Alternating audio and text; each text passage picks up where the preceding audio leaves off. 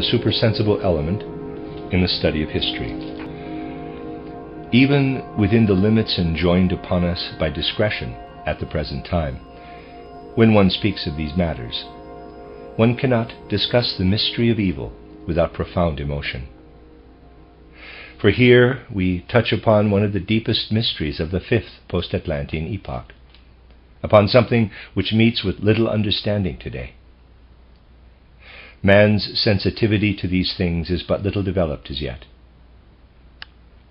Nonetheless, in all the so-called secret societies of recent times, repeated attempts have been made to give certain indications in the form of symbols of the mystery of evil and the mystery of death, which is related to it. But since the last third of the 19th century, these symbolical representations have seldom been treated seriously, even in the Masonic communities, or have been treated in the manner I indicated here 2 years ago, with reference to important events of the present day. Footnote from Kosmischer und Menschlicher Geschichte, Volumes 2 and Volume 3, and that's in Collected Works, Volumes 171 and 172. End of footnote. The indications I gave on that occasion were not without a deeper motive, for he who understands these things knows what unplumbed depths of human nature we touch upon here. There is ample evidence that in reality the will to understand these things scarcely exists today. But the will to understand will assuredly come with time, and we must ensure by every means at our command that it is awakened.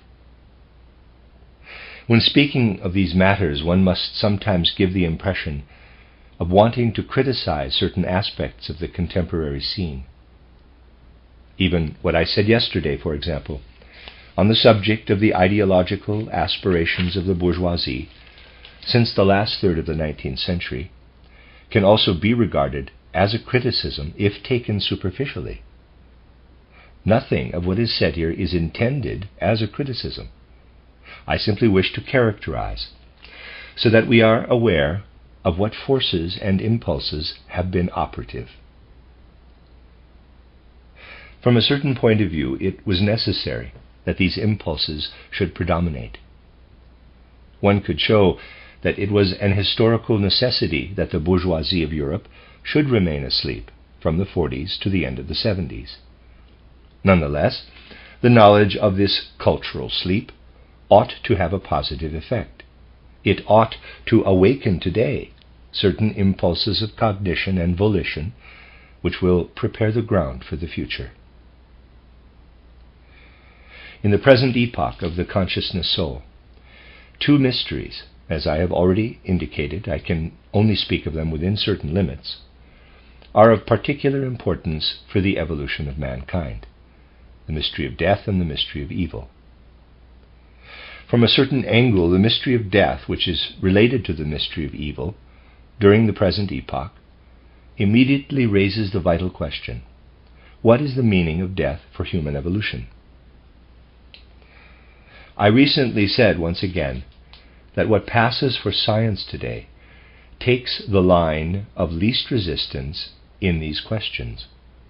For most scientists, death is simply cessation of life, irrespective of whether it is the death of a plant, animal, or human being.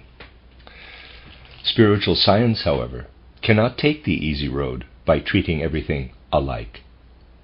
Otherwise, the death of a man could be equated with the end of a watch, the death of a watch. For man, death is something totally different from the so-called death of other beings. We can only understand the phenomenon of death against the background of those forces which are operative in the universe, and which, when they lay hold of man, are responsible for his physical death. Certain forces, certain impulses are active in the universe, but for them man could not suffer death. Man is part of the universe. These forces also permeate man, and when they are active in man, they cause his death. The question now arises: what do these forces, which are active in the universe accomplish apart from bringing death to man.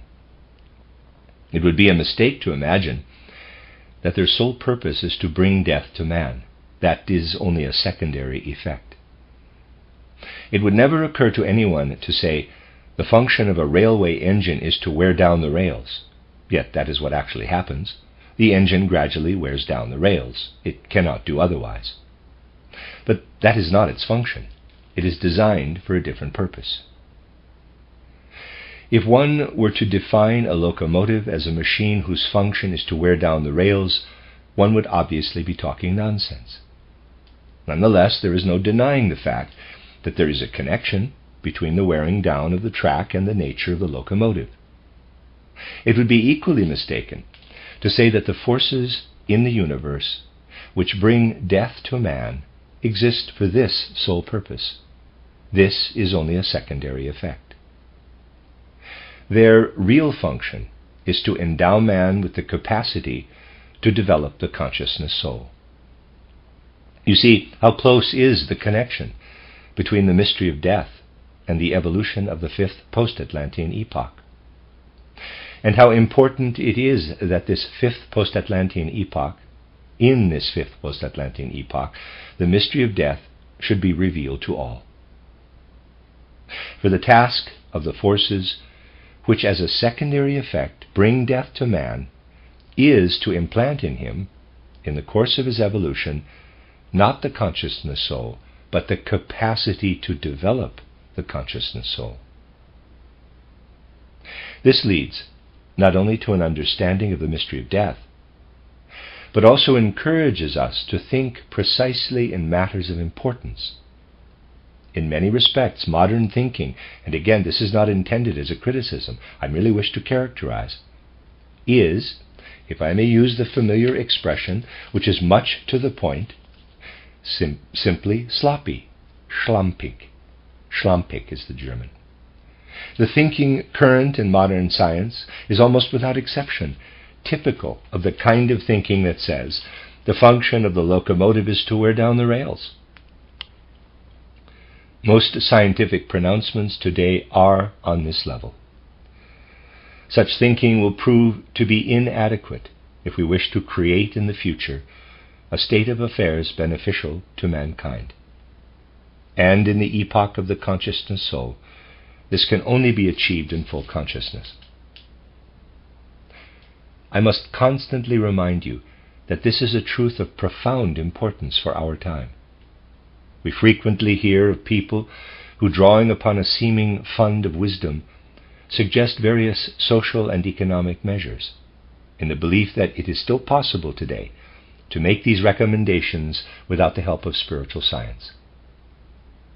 Only those who think in contemporary terms, in conformity with the needs of the time, realize that all proposals for a future structure of society, which are not grounded in spiritual science, are a snare and delusion. Only those who are fully aware of this think in conformity with the needs of the time. Those who still listen to the various learned discourses on political economy, which are devoid of spiritual content, are asleep to the demands of our time. These forces, which must be described as the forces of death, took possession of man's corporeal nature in earlier times. How, you will find in my book titled Occult Science. Reader's Aside, also known as an outline of esoteric science, end of Reader's Aside. They first penetrated into his soul life at that time. For the remainder of his earth evolution, man must assimilate these forces of death, and in the course of the present epoch, their influence upon him will be such that he brings to full expression in himself the faculty of the consciousness soul. The method I adopted when inquiring into the mystery of death, that is, into the forces which are active in the universe and bring death to man, is equally valid for indicating the forces of evil. Even the forces of evil are not designed to promote evil actions within the human order. That again is only a secondary effect.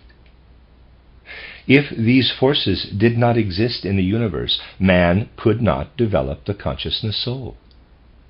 He would be unable to receive, as he should, in the course of his future evolution, the forces of the spirit self, the life spirit, and the spirit man. He must first pass through the stage of the consciousness soul, if he wishes to receive, after his own fashion, the forces of the spirit self, the life spirit, and the spirit man. And to this end, he must, in the course of the 5th post-Atlantean epoch, that is, up to the middle of the 4th millennium, fully unite his being with the forces of death. This lies within his power. But he cannot unite his own being with the forces of evil in the same way. The forces of evil in the cosmos are such that only in the Jupiter epoch will he be able to assimilate them as he now assimilates the forces of death.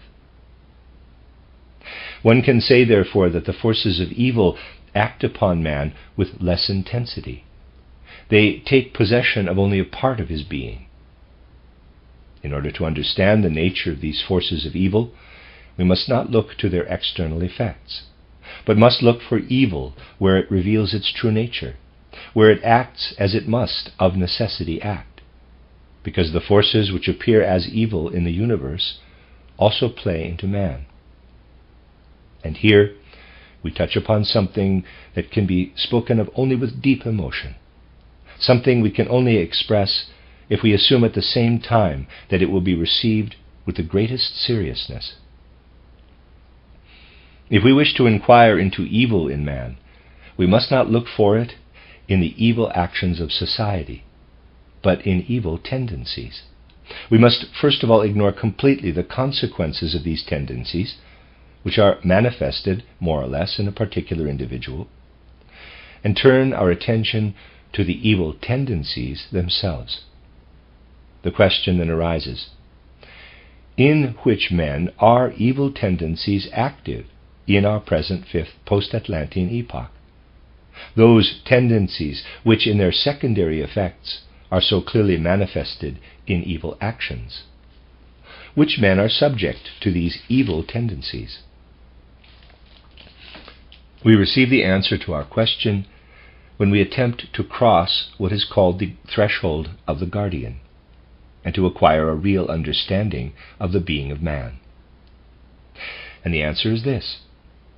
Since the beginning of the 5th post-Atlantean epoch, evil tendencies are subconsciously present in all men. It is precisely this influx of evil tendencies into men that marks his entrance into the 5th post-Atlantean epoch. Expressed somewhat radically, one could say with every justification, he who crosses the threshold of the spiritual world discovers that there is not a crime in the calendar to which every man, insofar as he belongs to the 5th post-Atlantean epoch, is not subconsciously prone. Whether in a particular case this tendency leads to an evil action depends upon wholly different circumstances, and not upon the tendency itself. If we are to tell mankind the plain, unvarnished truth today, we cannot escape unpalatable facts. The pressing question then arises, what is the purpose of these forces which induce evil tendencies in man? What is the purpose of these forces in the universe when they first infiltrate man's being? They are certainly not present in the universe in order to provoke evil acts in human society. The reason why they promote evil acts will be discussed later. These forces of evil do not exist in the universe for the sole purpose of inducing man to commit criminal acts, any more than the forces of death exist simply to bring death to man. Their function is to awaken in man, when he is called upon to develop the consciousness soul, the tendency to open himself to the life of the Spirit, as I described yesterday. Man must assimilate these forces of evil, which are operative in the universe. By so doing, he implants in his being the seed which enables him to experience consciously the life of the Spirit. The purpose of these forces of evil, which are perverted by the social order, is to enable man to break through to the life of the Spirit at the level of the consciousness soul.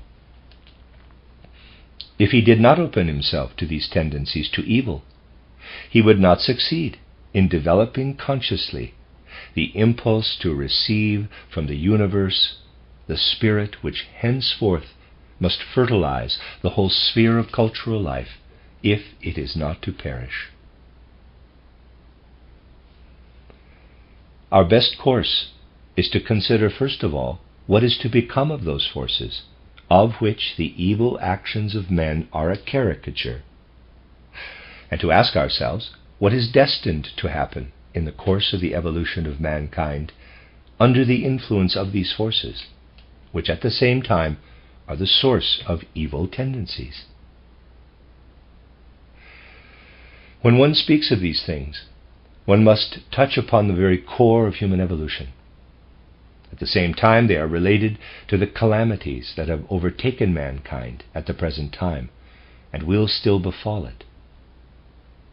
For those disasters, like flashes of summer lightning, are harbingers of quite other things that are destined to overtake mankind. Lightning flashes that today often reveal the reverse of what is destined to happen. These observations are not a reason for pessimism, but rather should serve to arouse us and stimulate us to action. Perhaps we shall best achieve our purpose if we start from a concrete phenomenon. I spoke yesterday of an important impulse in the epoch of the consciousness soul: the development of an active concern on the part of every man for his neighbor. This mutual concern for each other must grow and develop in the course of man's subsequent evolution on earth, especially in 4 domains. First, as man prepares his future development, he will see his fellow man in a progressively different light. Today, when a little over 1/5 of the epoch of the consciousness soul has run its course, man still shows little inclination to see his fellow man as he will have to learn to see him in the course of the epoch of the consciousness soul, up to the 4th millennium. Men still ignore the most important element in others.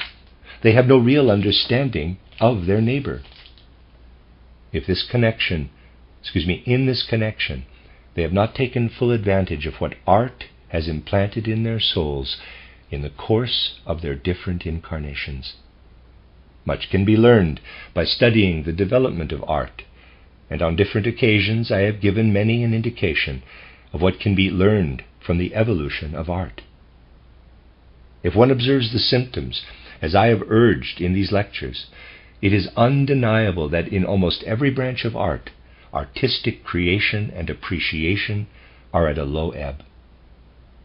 Everything that has been undertaken in the field of art in recent decades clearly demonstrates that art is passing through a period of decadence. The most important contribution of art to the evolution of mankind is the training it provides for an understanding of future problems. Every branch of culture, of course, has many ramifications and consequently all kinds of secondary effects. But art, by its very nature, embodies something that leads to a deeper and more concrete understanding of man.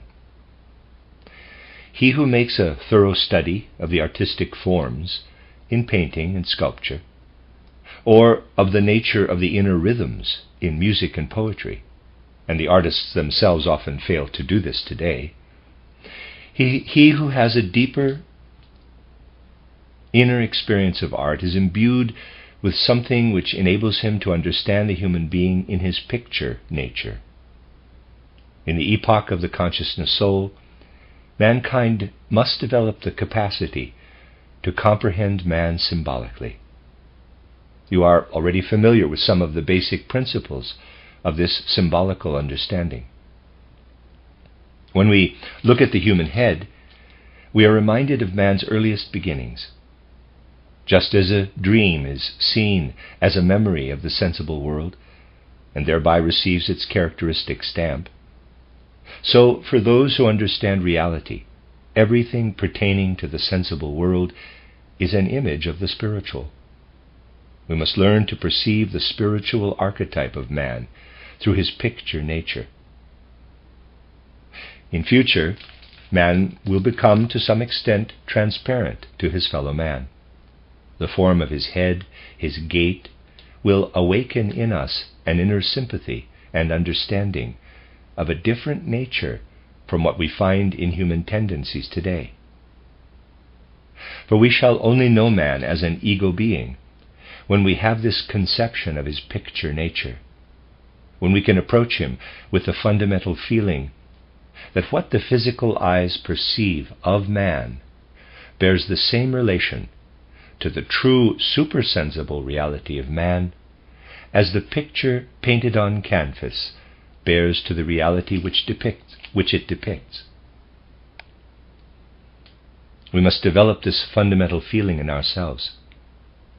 We must approach man in such a way that we no longer see him as a combination of bones, muscles, blood, etc., but as the image of his eternal spiritual being.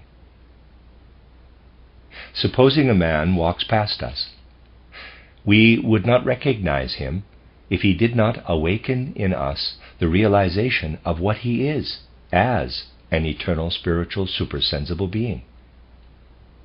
This is how we shall see man, and this is how we shall be able to see him in the future. When we perceive human forms and movements, and all that is associated with them as an image of the eternal, we shall feel warmth or coldness, and of necessity will gradually be filled with inner warmth or coldness. As we go through life, we shall come to know man very intimately. Toward some we shall feel warm, toward others cold.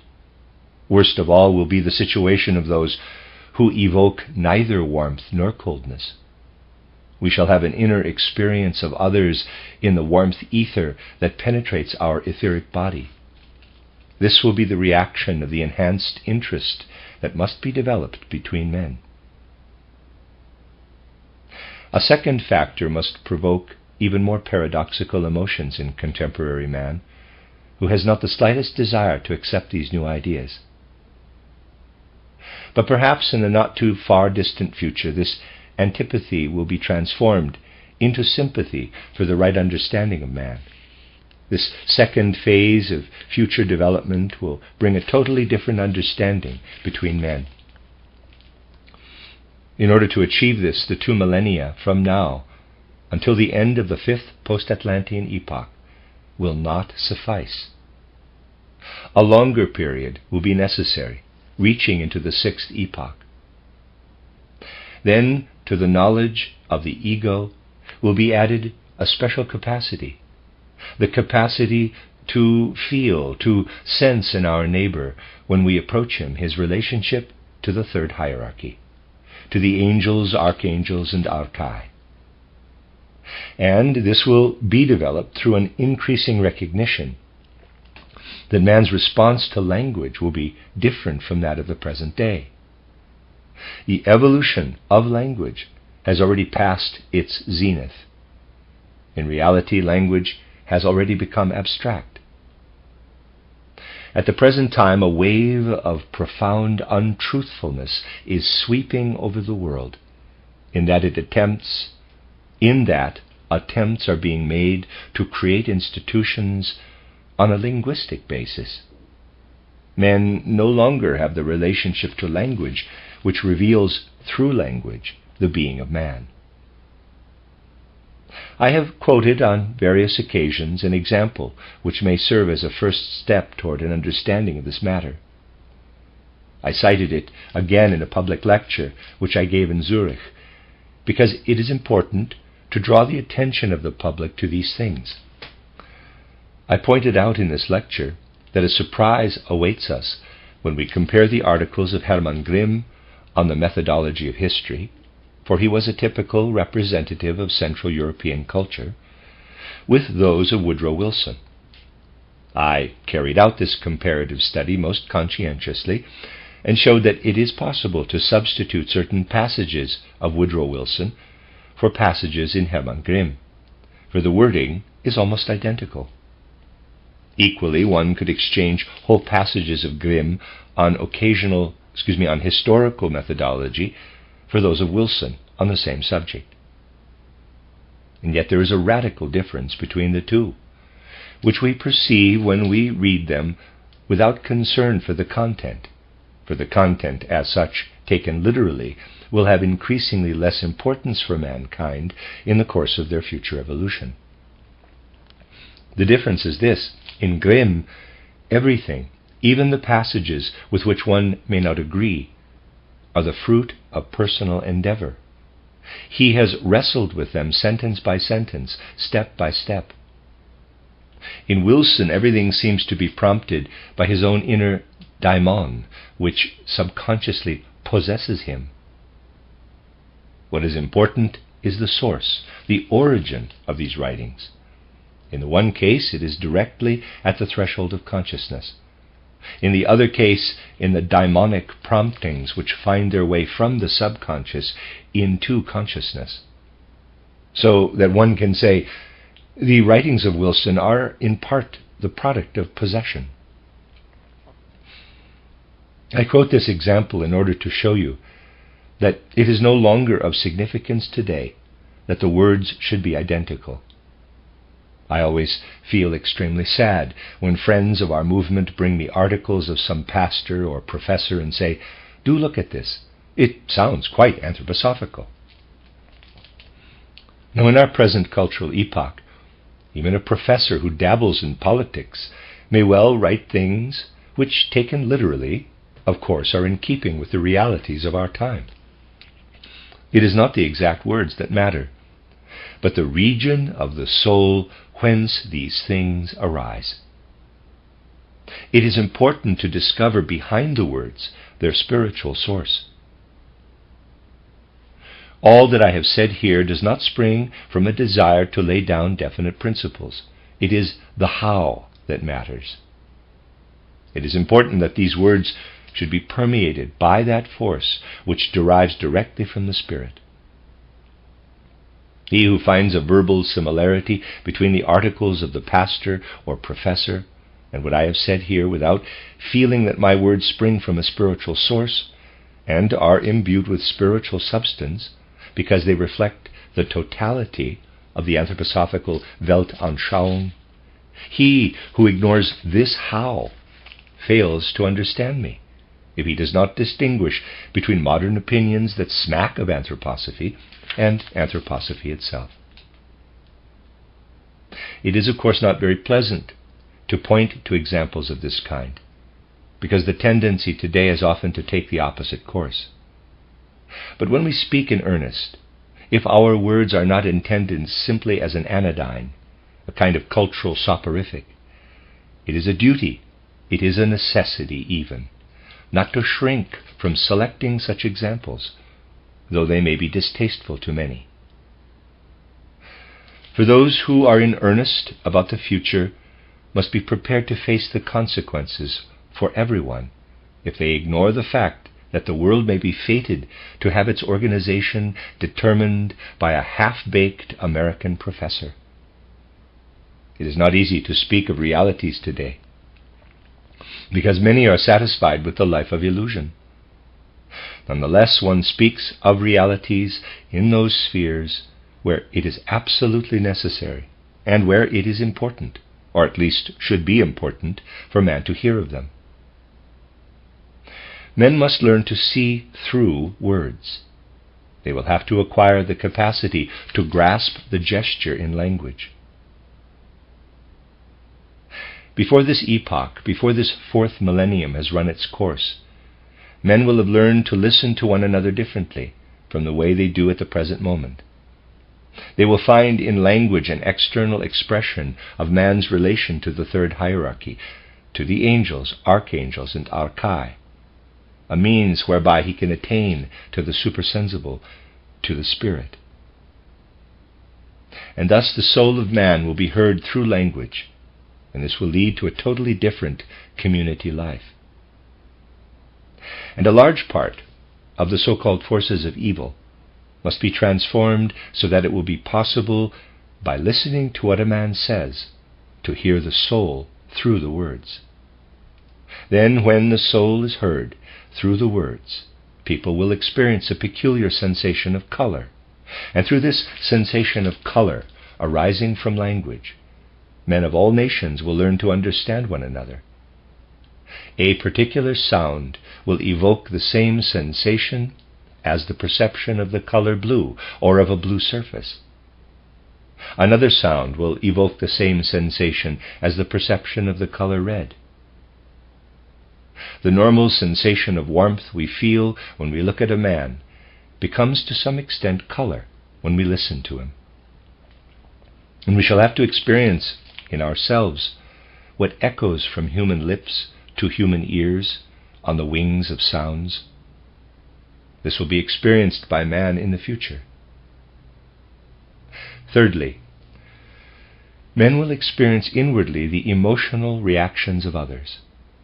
In this respect, language will play an important role, and not only language. When one man confronts another, he will experience in his own respiration the emotional configuration of the other. In future time, respiration will adapt itself to the affective life of the person who confronts us. In the presence of one man, we shall breathe more rapidly. In the presence of another, we shall breathe more slowly. According to the changing rhythm of our respiration, we shall feel the kind of man with whom we are dealing. Think how the social life of the community will be cemented, how intimate corporate life will become. It will be a long time, no doubt, before this goal is achieved. It will take the whole of the 6th post-Atlantean epoch and the early years of the 7th epoch before respiration is adapted to the life of the soul. And in the 7th epoch, a part of what is now the 4th stage of development will be realized. That is, when men belong to a community of their own volition, they will have to digest one another, if you will pardon this crude expression. When we are compelled to will this or that in common with another, or will to want it, we shall have inner experiences akin to those which we have in a primitive form today when we consume a certain food. In the sphere of will, men will have to digest one another. In the sphere of feeling, to breathe one another. In the sphere of understanding, through language, they will have to experience one another through sensations of color. And men will come to know one another as ego beings when they learn to see each other as they really are. But all these forces will be more inward, more related to the life of the soul. They will be fully developed only in the course of the Jupiter, Venus, and Vulcan epochs. The earth evolution of mankind already demands psychic and spiritual indications of this development. The present age, with its strange and calamitous development, is the revolt of mankind against what is destined to follow from these developments which I have just described. Because in future all particularist tendencies in society must be abandoned. Mankind rebels, and the trivial doctrine of national self-determination is noised abroad.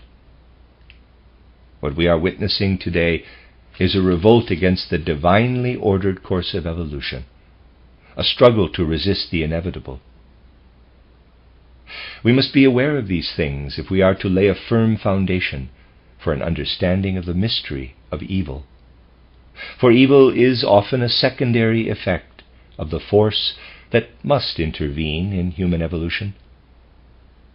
When a locomotive that has to cover a long distance strikes a bad section of the track, it destroys the rails and comes to a halt.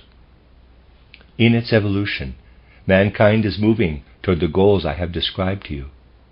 And it is the task of the consciousness soul to recognize that mankind must press forward consciously to these goals. But the present lines are badly laid, and it will be some time before better lines are in position, for often people proceed to replace the old lines by others which are not a whit better. But as you see, spiritual science has no wish to be pessimistic. It sets out to show man where he really stands in evolution today. But it demands nonetheless that at least for certain solemn moments of recollection, he can renounce certain current tendencies. And because men find it so difficult to make this sacrifice, because in spite of everything, everyone immediately reverts to his old routine, it is extremely difficult to speak frankly on these matters today. For we touch upon here, and this is characteristic of our time, problems of the nature of evil which threaten to destroy mankind today, and one must constantly exhort men to wake up. Indeed, many things can only be discussed within certain limits, and in consequence much will be omitted entirely or deferred to another occasion. Let us take an example that concerns us closely, and do not take it amiss if I present it in the following way. A week ago, I was asked to say something on the subject of the symptomatology of Swiss history. I have given the matter most careful thought from every angle. But if I, as a foreigner, were to embark upon the symptomatology of Swiss history from the 15th century until the present day, in the presence of Swiss nationals here in Dornach, I would find myself in a very strange situation. Let me illustrate the problem from another angle. Suppose that in July of this year, 1918, someone in Germany or even in Austria had described the events and personalities as people do today. Imagine what an outburst there would have been if he had portrayed 5, 15, or 30 years ago, for example, the conditions in Austria today. I am aware, therefore, that I would cause grave offense if I were to speak of Swiss history as the Swiss will speak of it here in Switzerland 20 years hence. For people cannot do otherwise, given their innate conservatism, than close their ears to what must be said from the standpoint of the future. It is true that in many spheres ordinary people, and after all we must count ourselves amongst them, especially in spheres that touch them closely, are unwilling to hear the truth. They prefer an anodyne. I assure you that I would give offense if I did not temper to some extent the subject on which I have been asked to speak. In the light of further reflection, I think it is best to leave matters alone for the present. For judgments which are past now, and from which one would dissent to some extent, are reminders that if we wish to portray certain events today, we should do as I did yesterday.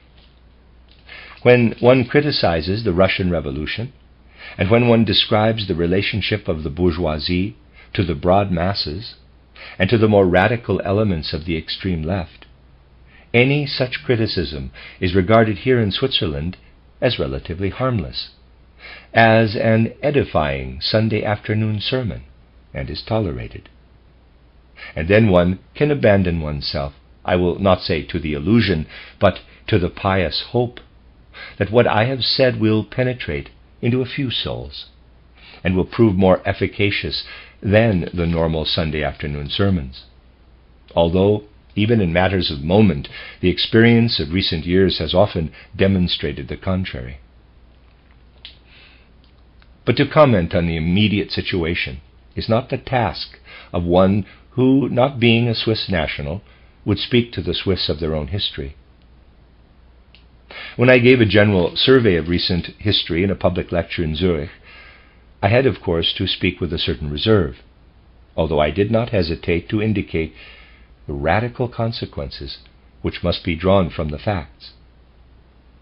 It is extremely convenient for the majority of people today to look upon Woodrow Wilson as a great man, as a benefactor of mankind. But if one denies this and speaks the truth the truth is found to be unpalatable, and one is regarded as a mischief maker. And this has always been the case with those truths which are drawn from the wellspring of the supersensible. But today we are living in the epoch of the consciousness soul, and it is necessary that mankind should be aware of certain truths. There is really no point in continually repeating the obvious, that people today are not receptive to spiritual ideas. The question is not whether people are receptive or not, but whether we ourselves take the necessary steps in order to bring before mankind the necessary truths when the opportunity arises. And in addition, we should harbor no illusions about the receptivity of mankind to truths. We must be quite clear that today especially men are seldom receptive to what is vitally necessary for them, and that they insist upon ordering the world in a way that does not correspond with the true evolutionary impulse of our epoch.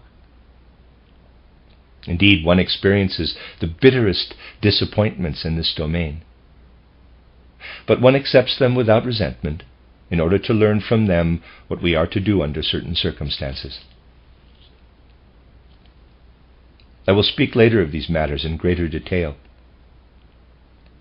It would have been a splendid thing if only a few people could have been found in Central Europe who, from an understanding of certain Masonic impulses, could have realized the significance of what I said here 2 years ago on the subject of secret societies.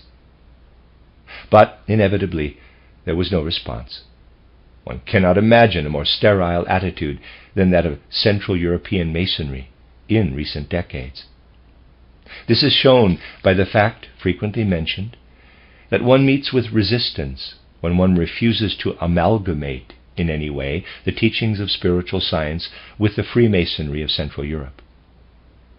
On the other hand, when a super windbag, the so-called Nietzsche specialist Horneffer, appeared and talked solemn nonsense about symbolism and the like, he was taken seriously in many quarters. The deeper reason for all this is that certain demands are made upon those who wish to take up spiritual science, and this is by no means easy. One finds today advocates of a renewal of the spirit who explain to people that they need only lie down on a couch and relax, and the higher ego, God, and heaven knows what else, will awaken in them. And then there will be no need to wrestle with these terrible concepts of anthroposophically oriented spiritual science. One need only listen to one's inner voice, surrender passively. Then the higher mystical ego will manifest itself, and one will feel and experience the presence of God in oneself. I have known statesmen who prefer to listen to these pundits, who recommend them to take the easy path to the higher ego, rather than listen to the teachings of spiritual science. A friend told me recently that one of these pundits had said to him, when he was still one of his disciples, "You have no idea how stupid I am." Yet this very man who confessed to his stupidity in order to show that intelligence is not needed in order to introduce men to the primal sources of wisdom, this man has a large following everywhere. People prefer to listen to such men rather than to those who speak of the thorny path ahead, if man is to understand the task of the consciousness soul, who tell us of 4 aspects of evolution, or that men must experience one another through warmth, through a sensation of color, through respiration, that they must digest one another. In order to arrive at an understanding of this, one must swallow a whole library of books, a most unpleasant prospect. But people find this prospect unpalatable, most unpalatable. But if people find this prospect unpalatable, that is due to the impulse which is impelling our age toward catastrophe, to the tragedy of our time. This situation, however, is no cause for pessimism. Rather is it a call to energetic action, to translate our knowledge into deeds. and this cannot be repeated too often. I mentioned yesterday the problem of suction and pressure in connection with the Russian Revolution. I leave it to each of you to ask yourselves if this problem, after all, is not a matter deserving of careful reflection. Otherwise, people might say, it is true that in Russia the bourgeoisie failed to unite with the peasants, but here in Germany we are more fortunate. Bourgeoisie and peasants will join forces, and then socialism will come into its own. But they forget that many people in Russia said the same, and it is precisely because people held this view that Russia collapsed. We will continue our discussion tomorrow.